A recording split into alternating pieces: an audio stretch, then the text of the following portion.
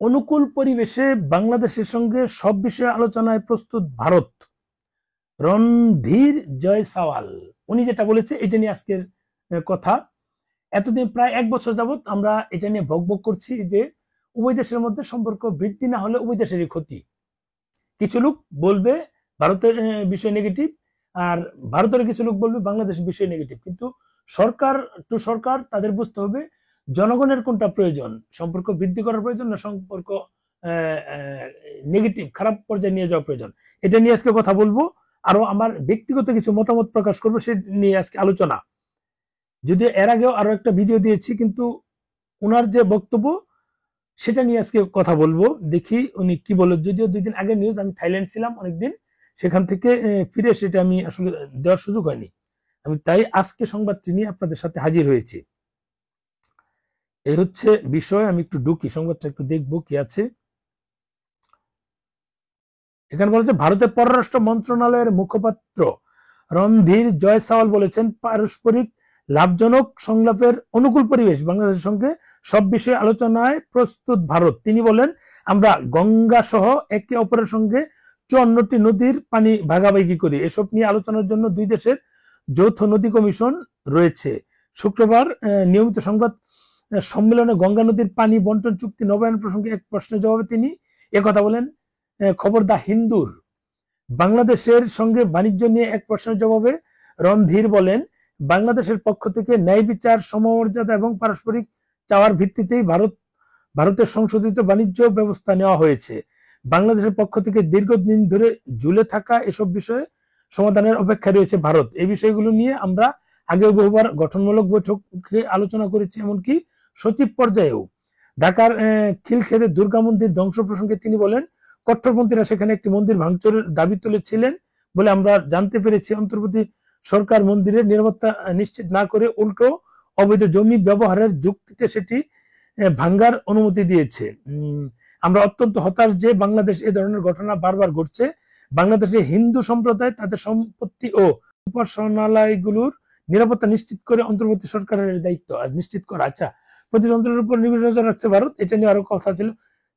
চীনের কুনমিং শহরে বাংলাদেশ, চীন ও পাকিস্তানের পররাষ্ট্র মন্ত্রণালয়ের মধ্যে ত্রিপক্ষীয় বৈঠকের খবর প্রকাশের পর ভারত জানিয়েছে তারা প্রতিবেশী অঞ্চলের উপর নিবিড় নজর রাখছে। বৃহস্পতিবার ওই সাপ্তাহিক ব্রিফিং এর ওই বৈঠকের বিষয়ে জানতে চাইলে ভারতের পররাষ্ট্র মন্ত্রণালয়ের মুখপাত্র রণধীর জয়সওয়াল একথা বলেন। অর্থাৎ এই পাকিস্তান, ভারত, বাংলাদেশ এই 3টা দেশে কিন্তু ভারতকে ঘিরে রেখেছে। এটাই হচ্ছে মেইন। এখন ভারত এর এই বিপক্ষে গুলো নিউজ হচ্ছে, পক্ষে নিউজ হচ্ছে, সেটা নিয়ে আলোচনা হচ্ছে। যাক, আমার আলোচনা সেটা না। আমার আলোচনা হচ্ছে উনি যে প্রথম কথাটা বলেছে সেটা হচ্ছে আমার আলোচনার বিষয়, যে অনুকূল পরিবেশে বাংলাদেশের সঙ্গে আলোচনা করতে প্রস্তুত ভারত, মানে আলোচনা করতে প্রস্তুত ভারত। এটা কিন্তু বলেছে। কি ধরনের আলোচনা করবে? এতদিন তো আমাদের সম্পর্ক খারাপই যাচ্ছিল, তার মানে কি এর চেয়ে খারাপ পর্যায়ে যাবে? নাকি উনি বলেছে যে অনুকূল পরিবেশ, তার মানে নিশ্চয়ই পরিবেশ আগের চেয়ে এখন ভালো পর্যায়ে নেওয়ার চেষ্টা করছে বা আগের চেয়ে ভালো হচ্ছে। এসব বিষয় কি শুধু ব্যবসায়িক লেনদেন, এই সীমান্ত হত্যা, যে ভারত যে সীমান্ত হত্যা করে বা ইলিগেলি আমাদের এখানে আসে, সেটা এগুলোই কি সমাধান? না, এখানে আরো অনেক কিছু আছে। এখানে আলটিমেট হচ্ছে যে 2 দেশের জনগণের সম্পর্ক বৃদ্ধিটা হচ্ছে মেইন। আমাদের সীমান্ত হত্যা যেরকম আমরা প্রত্যাশা করি না তাদের কাছ থেকে, যেহেতু প্রতিবেশী দেশ, যেরকম আমরা প্রত্যাশা করি না, সেরকম ভাবে ভারত বাংলাদেশের মধ্যে যে কমিউনিকেশন আছে সেটা আমরা সম পর্যায়ে আগের মতো চাচ্ছি। সহজ কথায় হচ্ছে ব্যবসা বাণিজ্য এটার সাথে অনেকভাবে যুক্ত। আমারও 22 লক্ষ টাকা এই মেঘালয়ে পড়ে আছে। আমার সেগুলো কিন্তু আনতে যাওয়া বা ব্যবসায়িক বন্ধ তার আর কখনোই পাবো না, এটা মোটামুটি নিশ্চিত। যদি ফুললি বন্ধ হয়ে যায়, আমি তো আমারটা দেখবো। আমার মতো এরকম লক্ষ লক্ষ লোক এটার সাথে যুক্ত। লেবার গুলো বাতি দিলাম, যারা ব্যবসা করে তাদের ক্ষেত্রে। আমি তো এই ব্লগার হলাম পরে, আগে তোমার এগুলাই কাজ ছিল। সপ্তাহে 2 বার ভারত যেতে হতো আমার, যেহেতু বিজনেস ভিসা 2016 সাল থেকে বিজনেস ভিসা, তখন থেকে তো আমার যাতায়াত। কেন সপ্তাহে 2 বার যেতাম? ব্যবসায়িক কাজে যেতাম। এটা হচ্ছে মূল বিষয়। এখন যদি উভয় দেশের মধ্যে অনুকূল পরিবেশ তৈরির মাধ্যমে আমাদের যোগাযোগ বৃদ্ধি পায়, ভিসা প্রক্রিয়া সহজ করা হয়, যদিও মেডিকেল ভিসা অনেক দিচ্ছে, এই সবকিছু যদি স্বাভাবিক অবস্থায় থাকে, তাহলেই কেবল আমরা মানে কি বলে যে উভয় দেশের মধ্যে যোগাযোগ সম্প্রীতি কমিউনিকেশন সবকিছু কিন্তু বৃদ্ধি পাবে এবং আমাদের মাঝে যে বৈরী পরিবেশ ছিল সেটা কমে যাবে। উভয় দেশের যারা সম্প্রীতির লোক, সংস্কৃতি মনা লোক, তারা কিন্তু সবাই চায় যে দুই দেশের প্রতিবেশী দুই দেশের মধ্যে সম্পর্ক সবসময় স্বাভাবিক থাকুক।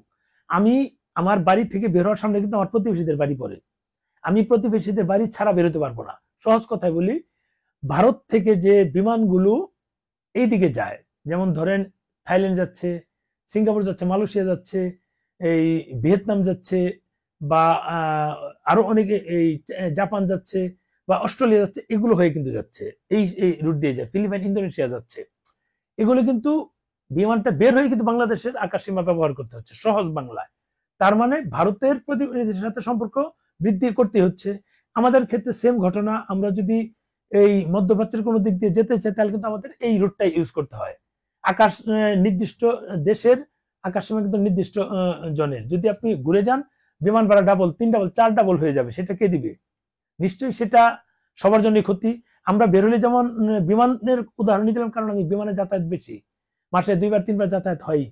বিমানের উদাহরণ এই কারণে দিলাম, বিমান আমাদের বাংলাদেশ থেকে বিমান বের হলেই এদিক দিয়ে মিয়ানমার উপর দিয়ে যেতে হবে, ওদের আকাশসীমা, এদিক দিয়ে ভারতের উপর দিয়ে যেতে হবে। সহজ হিসাব। তাহলে প্রতিবেশীদের সাথে তো আমাদের সম্পর্ক বৃদ্ধি করতে হবে।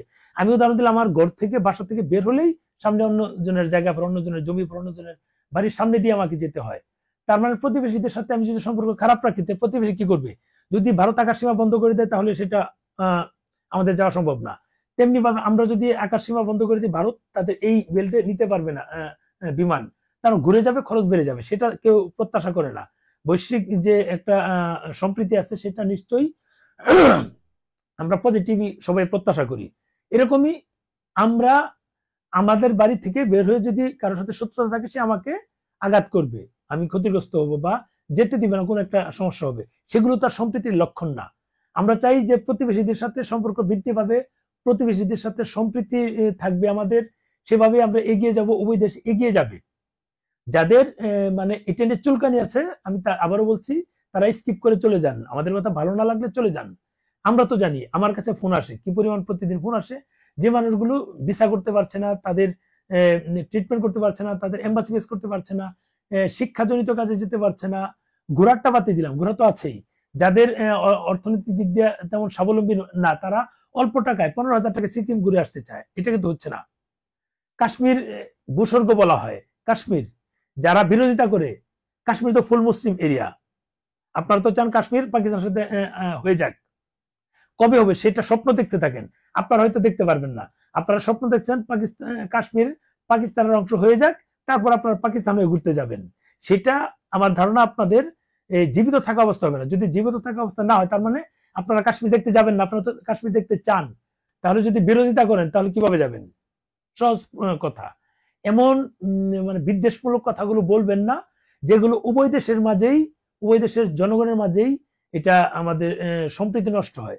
তেমনি ভাবে ভারতের যে মানুষগুলো এই ধরনের বিরুদ্ধচারণ করেন, তারা এগুলো কথা বলবেন না। আরেকটা কথা বলি, ভারতের যে বাংলা ভাষাভাষী মানুষ আছে, তারাই কেবল বাংলাদেশ নিয়ে বিরুদ্ধচারণ করে, সবাই না, কিছু মানুষ, 1-2% হবে।